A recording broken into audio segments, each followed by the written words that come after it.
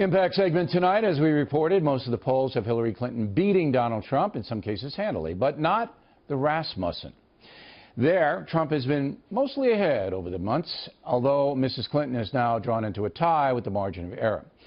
We also are following Trump speaking in Green Bay, Wisconsin. We'll put up a split screen so you can see he's got a nice, pretty little girl there he's talking to. There he is.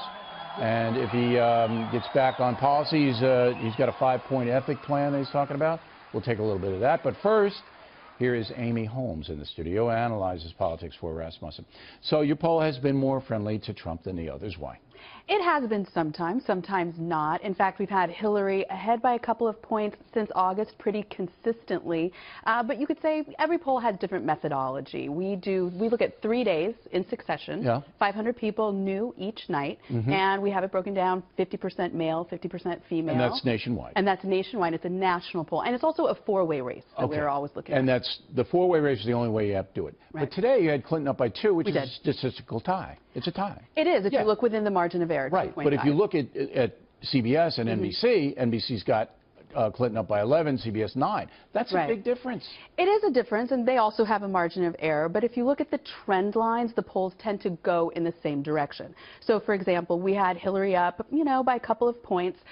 Then we had the big Access Hollywood story, and that was like dropping a grenade into the Trump campaign. And then we had her 7 points ahead of Mr. Trump, which is well beyond the margin of error. Then you have the debate, and the folks, settling in their impressions of that, and Trump started to creep up.